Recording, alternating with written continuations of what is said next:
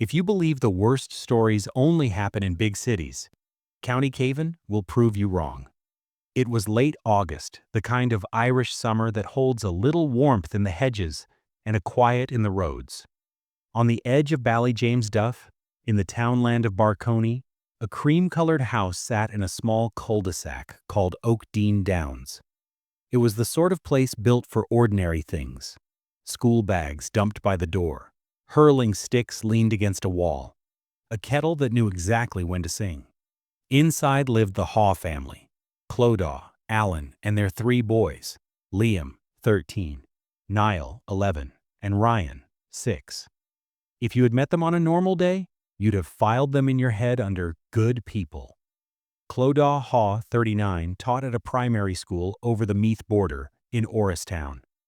She was the kind of teacher who could calm a room with a smile, who remembered every child's strong points, who kept lists that ran under magnets on the fridge. Alan Haw, 40, was the deputy principal at Castlerahan National School, a few miles up the road. Parents knew him from yard duty and assemblies. Colleagues knew him as steady, organized, always early.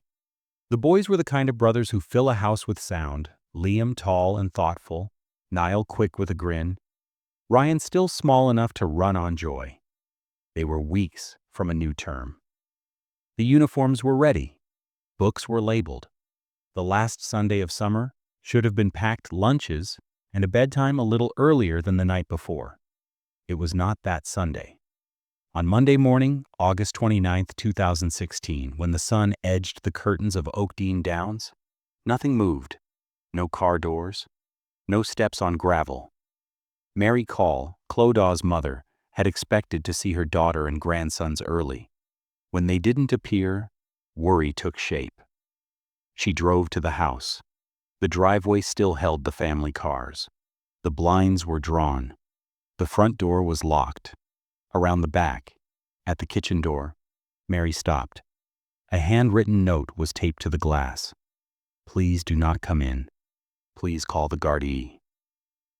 It was Alan's writing. Mary's hands did what a mother's hands do when the world tilts.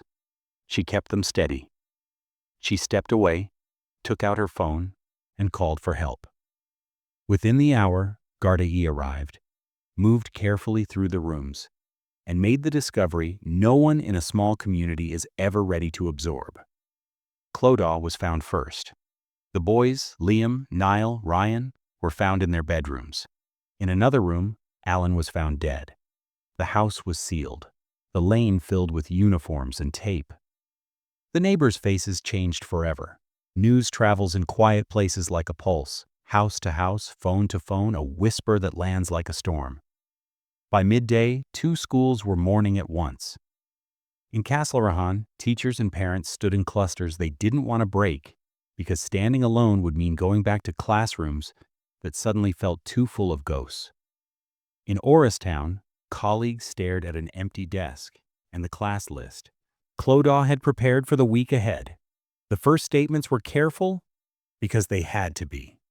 The word tragedy floated through the air because there is no word for the particular violence of a home that doesn't wake up. In those first hours, what mattered most were the people, placed gently where they belong in this story. Clodagh, daughter, sister, teacher, mother, who built her life in to-do lists and made a family feel like a team. Liam, 13, half boy, half young man, the kind who still laughs with his brothers but has already started to look out for them. Niall, 11, in that sweet middle space where bravery and mischief share the same grin. Ryan, 6, a small engine of chatter and questions, the kind of child who makes you believe the future is bright by how he runs toward it. And Alan, a respected educator and community figure, whose last acts would force Ireland to ask hard questions about how such respect can coexist with the worst kind of harm. The Garda team began the slow, precise work that always looks like stillness from the outside. Every room was photographed, every surface noted. The note at the back door was bagged. The timelines began to form. Late Sunday night, something terrible had unfolded in that house. In the early light of Monday, Mary arrived, read the message, and made the call that brought the truth into daylight. Officials would later say the four, Clodagh, Liam, Niall, Ryan, were unlawfully killed, and that Alan died by suicide. The words are clinical because they must be. The reality is not. As reporters gathered at the end of the lane, a country tried to reconcile two photographs: the school deputy with a tidy tie and a careful smile, and the man whose handwriting told a mother not to open her daughter's door. People reached for explanations. Stress, pressure. Something snapped. Because human beings hate a vacuum more than we hate almost anything. But this story is owed more patience than a headline. The how and why belong to later chapters. This one belongs to the morning a grandmother refused to cross a threshold because she understood instantly that the worst thing in the world might be waiting on the other side. In the days that followed, tributes filled the air the way the scent of cut grass fills a parish on a fine day. Children wrote cards in careful pencil. A hall was named in Clodagh's honor at her school. Candles gathered on church steps. There were stories about Cass-Larahan's staff room, the mugs lined up, the chair that didn't get used that week, the way silence sounds when people are trying to be strong for one another and for the children who would need them when the term began. There were stories about Orristown, too, how the principal read out a message about their colleague and then put the paper away because reading it a second time would break him. If the first shock was local, the second wave spread far. Families across Ireland double-checked routines that had always felt unshakable. Teachers stood in front of classes with their own hearts unsteady and still found the voice that calms a room. Parents held their children a little longer at bedtime and did not explain why. And everywhere, a single, brutal fact took root. Even the most ordinary walls cannot always keep you safe from the person who lives within them. This is where we pause, because this is not a story to rush. The Haw family deserves care in the telling. In the next part, we'll move through the hours the investigators reconstructed. The last Sunday of summer, what happened behind closed doors, the messages left behind, and the first decisions that shaped how the public would come to understand the case. But for now, keep the names close to the front of this story, where they belong. Clodagh, Liam, Niall, Ryan. They were preparing for a new school year. They should have had it. Sunday, August 28, 2016, should have been the last easy night before uniforms and alarm clocks returned. In the Haw house at Oakdean Downs, the rhythms were familiar. A roast earlier in the day, a tidy living room, school bags lined for the morning. Clodagh had lists done and clothes ready.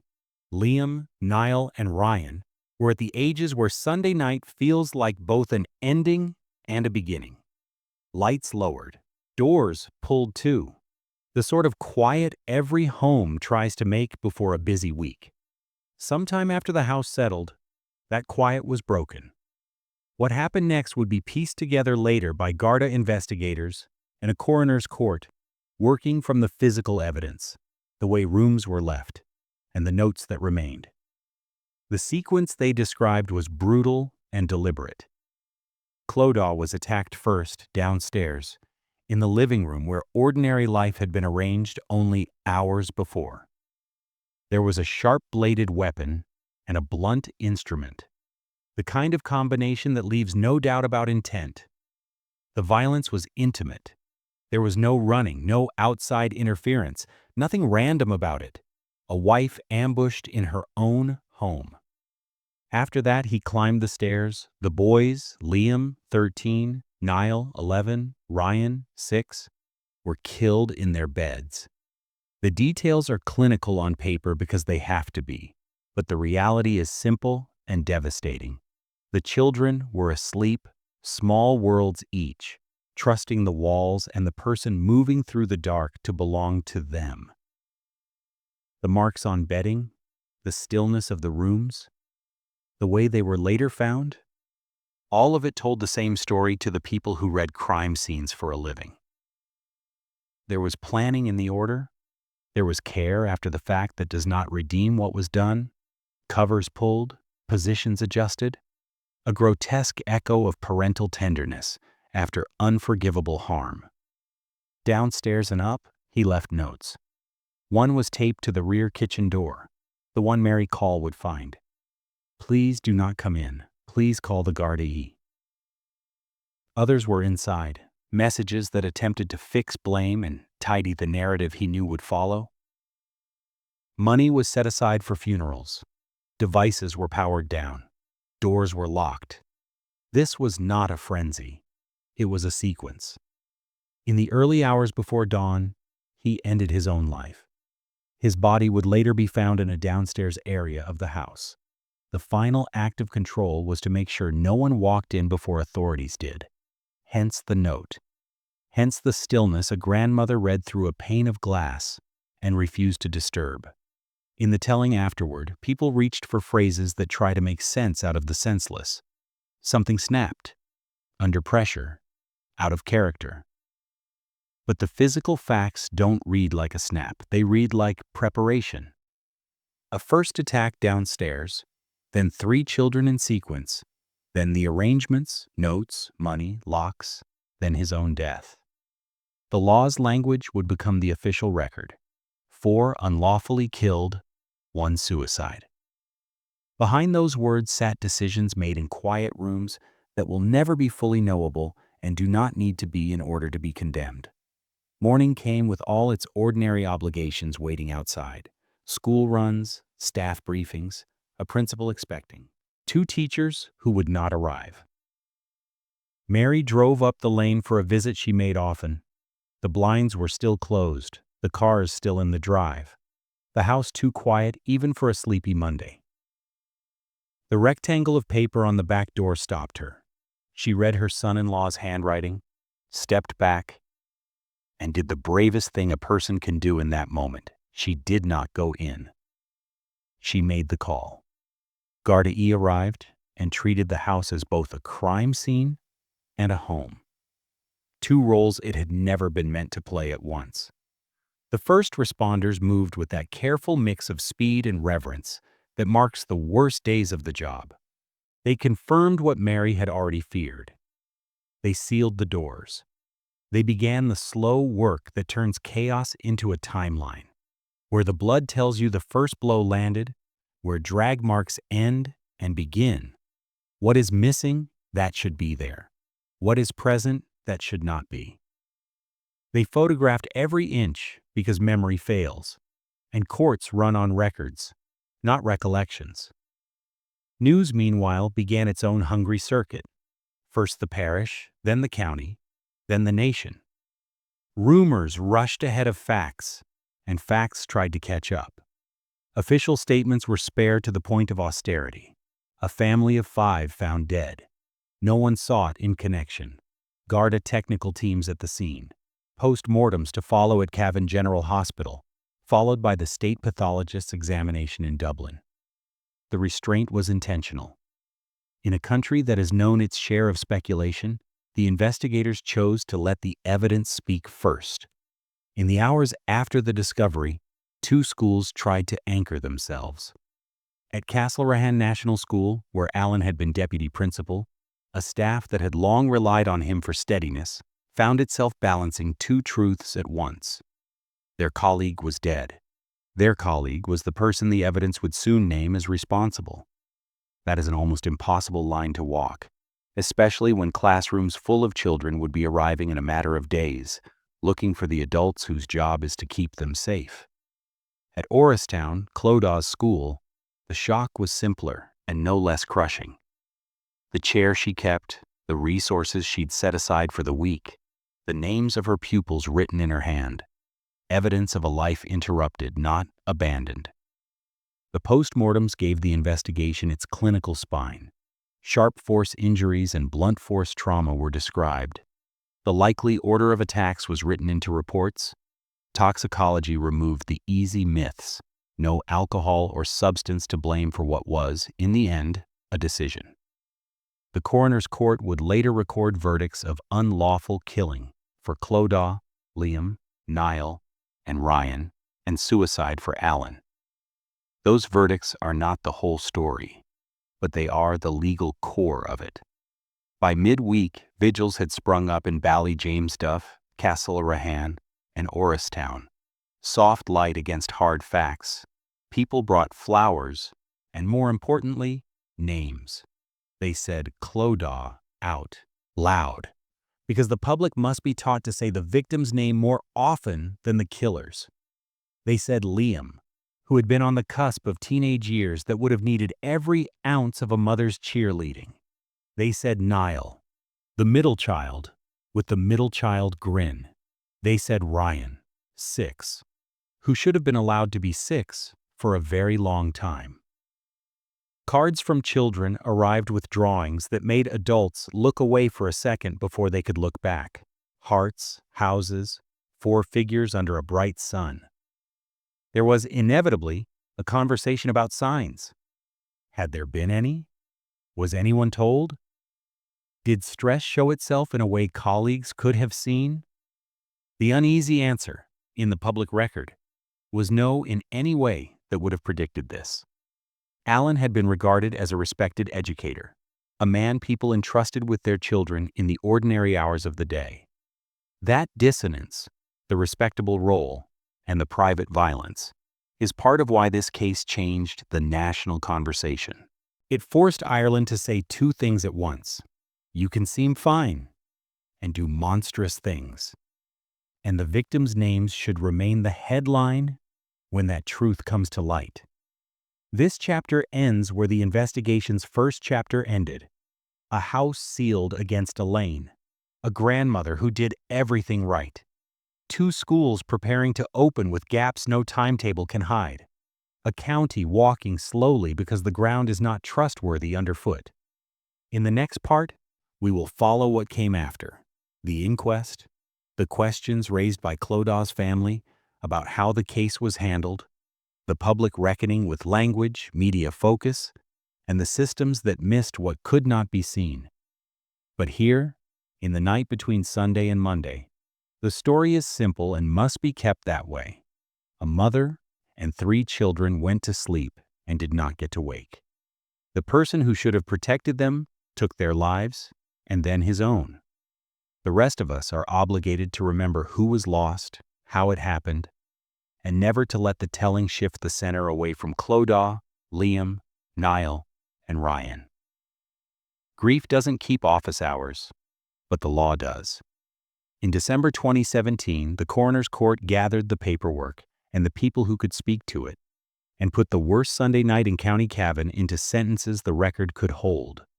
The verdicts were stark and spare. Clodagh, Liam, Niall, and Ryan, unlawfully killed. Alan, suicide. Pathologists described sharp force injuries and blunt force trauma. Garda witnesses outlined the scene and the sequence. Notes were formally acknowledged, one on the back door telling Mary Call to call the Gardaí, others inside the house. It was the law's language for a horror the parish already understood, but when the court adjourned and the microphones came back on, a second story tried to pull the center away from where it belonged. Early coverage in some outlets leaned into tropes that victims' advocates have been fighting for years. The pillar of the community, the quiet man under pressure, the everything seemed normal. Profile of the person who had, by every clinical account, planned and carried out the killings. The result, to many, was a soft focus on the perpetrator and a blurring of the people who mattered most: Clodagh, Liam, Niall, Ryan. The response began where so much modern solidarity begins, online. The phrase, "her name was Clodagh," gathered force, pushed by women's groups and ordinary people who wanted the coverage to say the victims' names first. The point wasn't to deny context. It was to refuse a narrative that made the killer the main character of a story he had already taken too much from. The hashtag did what hashtags sometimes do at their best. It put a boundary around language and asked the press and the public to respect it. Meanwhile, Clodagh's family, her mother Mary Call and sister Jacqueline Connolly, began the slow, disciplined work of asking better questions. They sat through the inquest, listened to the clinical detail, and came away with concerns that never fit neatly into a headline. What exactly had been examined? Where had the focus been placed? How thoroughly had digital material been searched? Were there missed lines of inquiry, CCTV, devices, witnesses, that might have deepened understanding, not to blame the dead, but to learn in ways that could protect other families? Those questions gathered allies. By 2019, as the country was talking more openly about coercive control and familicide, the Families Campaign intersected with policy. The government commissioned a study on familicide and domestic and family violence death reviews, with the aim of setting up a structured way to examine such cases, not just as isolated tragedies, but as events that could be studied for patterns and prevention. It was a bureaucratic mouthful with a human purpose: to ensure that when families are destroyed, the state learns everything it can, and the lessons don't gather dust. Even as policy moved, rumor tried to rush in. One strand of commentary suggested workplace scandal or discipline. Another insisted there were no signs.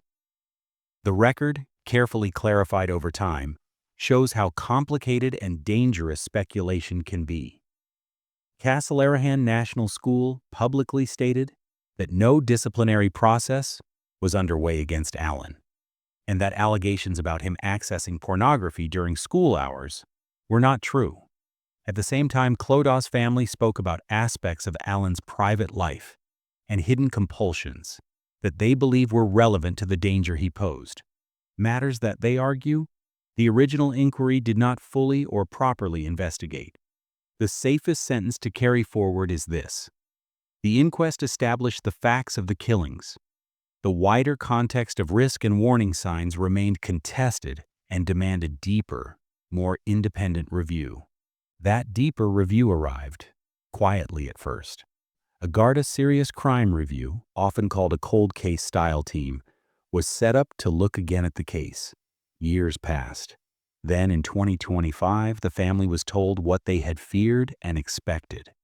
The review had identified missed or mishandled evidence in the initial investigation: CCTV not pursued, digital materials not fully examined, witnesses and lines of inquiry left underdeveloped. The new review did not change the legal outcome — the killer was already dead — but it changed the confidence the family and the public could place in how the case had been handled. It also strengthened the family's call for publication of findings, so the insights could inform training for Gardaí, courts, health services, and domestic violence organizations. Alongside the official process, a second track of remembering took shape: memorials, scholarships, school spaces named for Clodaugh and the boys, candles on church steps, and most importantly, a public habit of saying the victims' names. In classrooms where Clodaugh had taught, colleagues kept her methods alive. Small routines that matter, like the kindness of teaching a child how to line a copybook or the patience to wait an extra beat for a shy hand to rise. At Castlereagh, staff held the line for children who needed adults to be steady even when those adults were rebuilding their own. If the inquest gave the case its legal core, the years after gave it a cultural reckoning. Ireland's conversation shifted. Newsrooms examined how they frame familicide and why. Who gets foregrounded? Which adjectives do harm? Which photographs tell the wrong story? Policymakers edged toward the kind of domestic homicide reviews used in other jurisdictions: systematic, multi-agency, victim-centered examinations designed to find the missed intersections where help might have been offered or danger noticed earlier. Advocates pressed for practical changes too: succession law that does not further wound surviving families, better data sharing between services, and training that helps frontline workers spot coercive control behind the mask of respectability. Through it all, the Connolly family modeled something both fierce and careful.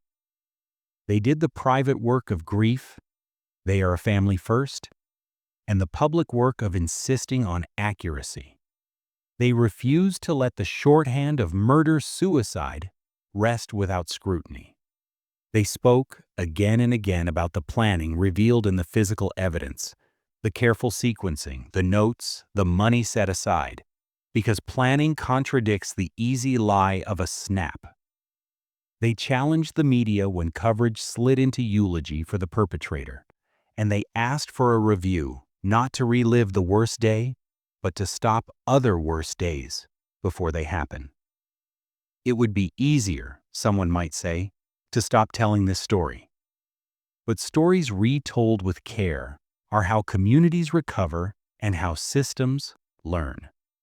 The inquest put legal shape to the violence. The campaigns that followed began to put moral clarity and practical obligations around it. Put the victims first in language and memory. Build reviews that look for systemic lessons. Train the people who will meet families in their ordinary hours. And, when investigations fall short, say so and fix the gaps. This part ends not with a courtroom gavel, but with a quieter promise.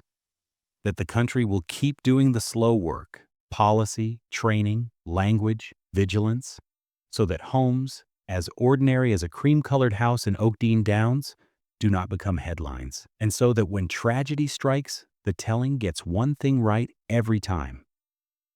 The week after the inquest, the candles thinned and the television vans moved on, but the work of memory had only begun. In County Cavan and across Ireland, the Haw family's names settled into the kind of sentences people say quietly, not because they are afraid, but because reverence makes a voice softer. In the schools where Clodagh and Alan had worked, teachers faced the first day back with hands that wanted to shake and voices that refused to. Children came through doors with sharpened pencils and questions their parents had rehearsed answering. Adults found a way to tell the truth without turning a classroom into a headline. It was the ordinary bravery of education. Keep the day moving. Keep the room steady.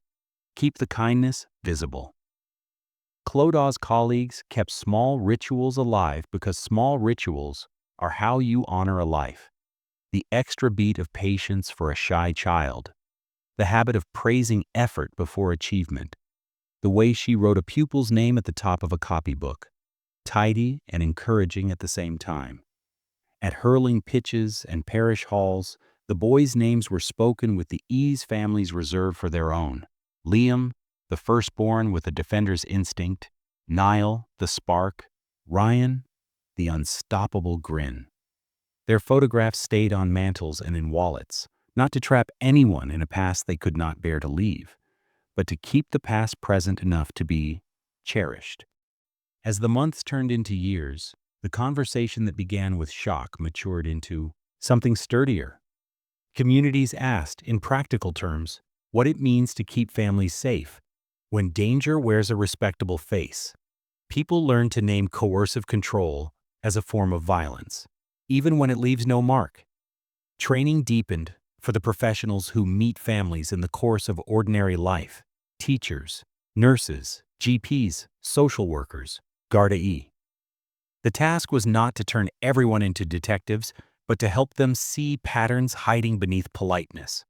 Isolation that looks like devotion. All decisions funneled through one person.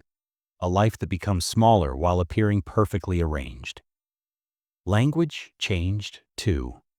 The shorthand of murder-suicide gave way to a fuller, more honest framing. 4 lives taken, and 1 self-inflicted death that does not equalize the ledger. Newsrooms confronted their habits and edited them. Photos of smiling perpetrators began to make way for the faces of those who were killed. Headlines put the victims first. The public learned the discipline of saying the names of the lost more often than the name of the person who took them. It wasn't a rule, it was a promise.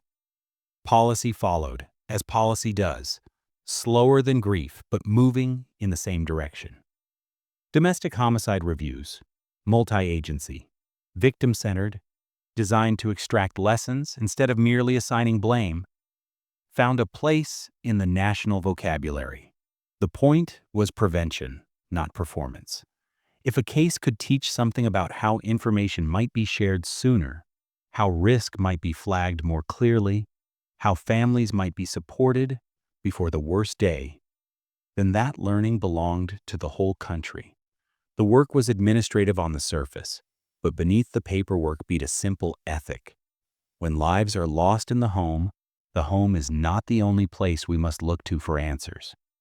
Through all of it, Clodagh family walked a line that most of us will never have to consider.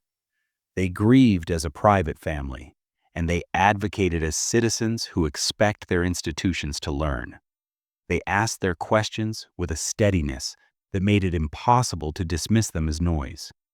They insisted on accuracy in coverage, fairness in reviews, and dignity in the way their loved ones were remembered. The grace of that dual work is easy to praise and hard to perform. They did both. The parish did what parishes do best. It stretched around the edges of sorrow until sorrow could be carried. Neighbors who had once waved from cars now crossed the road on foot. Shops learned to keep a quiet box of tissues under the counter. Priests and counselors measured their words and gave people a place to set theirs down. On anniversaries, candles reappeared without anyone needing to announce a time. Memory repeated itself without ceremony, because ceremony had already been done. There is a temptation in stories like this to keep asking why, until the asking turns into a kind of superstition, as if the right word might unlock a sense that will never come. The better question is what to carry forward.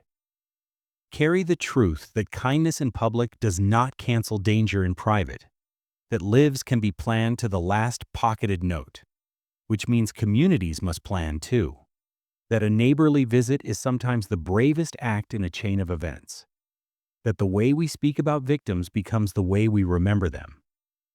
Carry the practice of noticing. The couple who disappears from social life while insisting everything is fine, the colleague whose jokes about control are really admissions, the friend who stops saying what they want because someone else always answers for them. None of these things alone proves danger. Together they can signal a life getting smaller.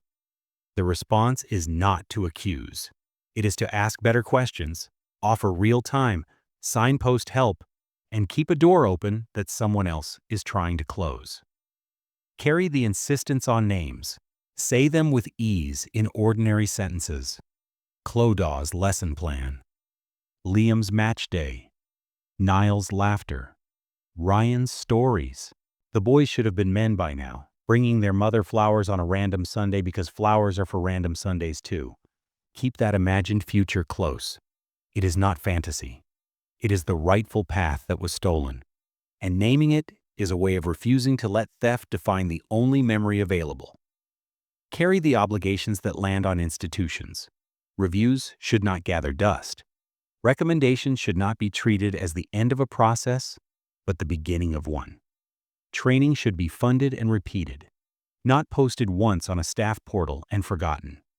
When an investigation falls short, say so plainly and fix it publicly, because confidence is not a politeness owed to systems. It is a debt systems owe to the people they serve. Most of all, carry the quiet practices that make communities resilient.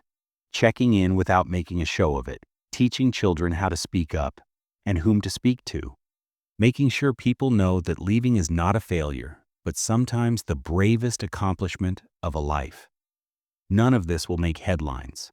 All of it will save lives whose names we will never know because they will go on unbroken. This is where the telling ends. Not because the story is finished, but because it has been set down carefully enough for others to carry it. If you find yourself near Ballyjames, you won't see anything unusual at Oakdean Downs. That is as it should be. Houses are meant to be ordinary. Let that ordinary be the victory. And if you pass a school in the morning and hear the scramble of children and the call of a teacher gathering them in, let yourself feel grateful for the simple grandeur of a day that starts and ends without becoming news. Say the names one more time, the way the parish does when the candles are nearly gone and the church is quiet. Clodagh, Liam, Niall, Ryan. They were loved, they are loved, and the way we tell their story is part of how we love them still. If you want true cases told without sensationalism, with the victims at the center, please like this video, subscribe to the channel, and turn on the bell so you don't miss the next episode. In the comments, honor their names: Clodagh, Liam, Niall, and Ryan. Share responsibly. Your support helps us keep making careful, respectful storytelling.